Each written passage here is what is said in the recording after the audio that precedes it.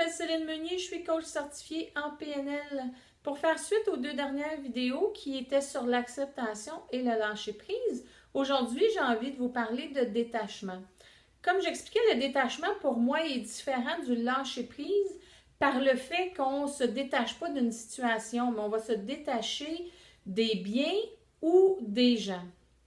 Puis en même temps, le détachement, c'est pas une fuite, puis c'est pas une absence de sentiment face à ces personnes-là ou face même à l'utilité que les biens matériels peuvent avoir pour nous. Vraiment, le détachement, pour moi, c'est ne pas se sentir responsable de ce que la personne vit. J'ai essayé de comprendre comment je pouvais l'expliquer ou comment est-ce qu'on peut atteindre ce détachement-là.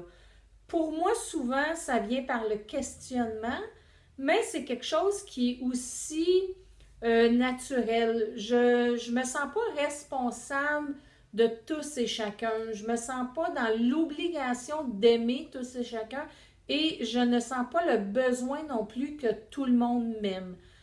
Pour moi, ça part en même temps des croyances. La croyance que je suis sur la terre en fait que je suis un âme qui a choisi le corps physique que j'ai en tant que femme et qui a aussi choisi en bonne partie la vie que j'avais amenée. Donc, ce qui m'arrive dans ma vie, ben, c'est que j'ai quelque chose à comprendre dans le but d'évoluer. Donc, pour moi, chaque personne a le chemin qu'il doit faire et vit ce qu'il doit vivre. Donc, du fait que je ne me sens pas responsable de ce que la personne vit, ben, je peux arriver à m'en détacher. Parce que si je m'en détache pas, ça reste pris. Je l'imaginais un peu quand je n'ai parlé avec une amie.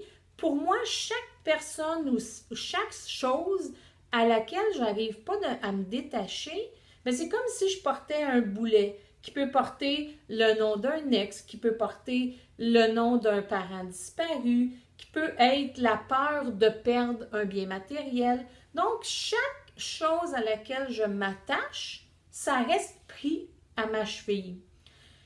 Ce qui fait que ça devient difficile d'avancer dans la vie parce que là, on s'inquiète pour beaucoup de monde, on s'inquiète pour plein de choses, alors que quand on arrive à s'en détacher, ben, on peut être juste présent là pour la personne qu'on aime dans le fond. Moi, j'ai vécu mon premier détachement dans la vingtaine. C'est une personne proche de moi qui, à une époque, je me suis donné le droit de ne pas aimer ce qu'il vivait à ce moment-là. C'est pas la personne que j'aimais pas. C'est vraiment ce que la personne dégageait ou vivait à cette époque-là. Donc, comme c'est quelqu'un de très proche de moi, du fait que je m'en suis détachée, j'ai pu juste l'accepter parce que pour moi, c'était parfait. Je me donne le droit de ne pas l'aimer actuellement et il vit sa vie comme bon lui semble. Et aujourd'hui, j'ai vraiment zéro rancune contre cette personne-là. Au contraire, je ne peux voir que ses bons côtés, sa générosité, vraiment sa sensibilité. J'arrive à voir tous les bons côtés parce qu'à l'époque qu'il vivait, pour lui, des expériences qui étaient nécessaires, qui l'ont amené justement à qui il est aujourd'hui. Mais je ne suis pas restée accrochée à cette personne-là de l'époque en tentant de l'aider. Je lui ai laissé vivre ce qu'il avait à vivre. C'est ça le détachement en fait. C'est de comprendre que la personne a des choses à vivre pour son évolution.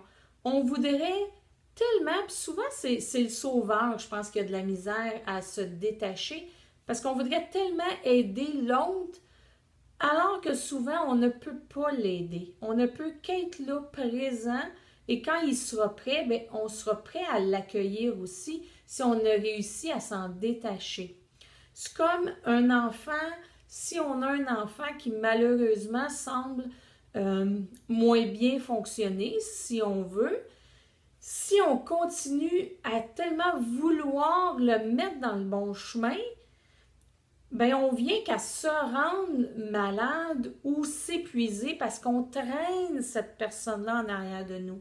Alors que si on se dit, parfait, c'est ce qu'il y a à vivre, donc sans culpabilité, je le laisse se planter, entre guillemets, ben au moins, quand cette personne-là aura fait son expérience, puis qu'il décidera de revenir, ben on va être prêt à l'accueillir. On va être prêt à l'appuyer.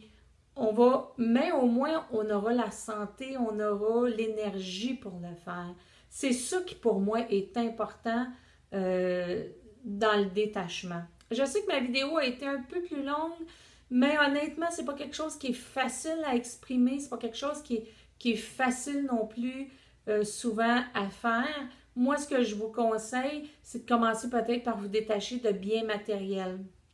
Et de se détacher de biens matériels, c'est pas de ne plus les avoir. C'est de se dire, si j'avais à le perdre, ben je pourrais l'accepter. Je pourrais accepter de le perdre. Mais actuellement, je l'ai dans ma vie, puis je vais quand même profiter de l'utilité que ça m'apporte. C'est ça la différence qu'on peut commencer avec les biens matériels. Fait que je vous souhaite bonne journée. J'espère que ça l'a éclairé un peu. Si vous avez des questions ou que vous voulez approfondir quelque chose, je vous invite vraiment à m'écrire. Ça va peut-être me permettre en même temps à moi d'être capable de mieux vous exprimer l'importance dans le fond du détachement. Mais bonne fin de journée.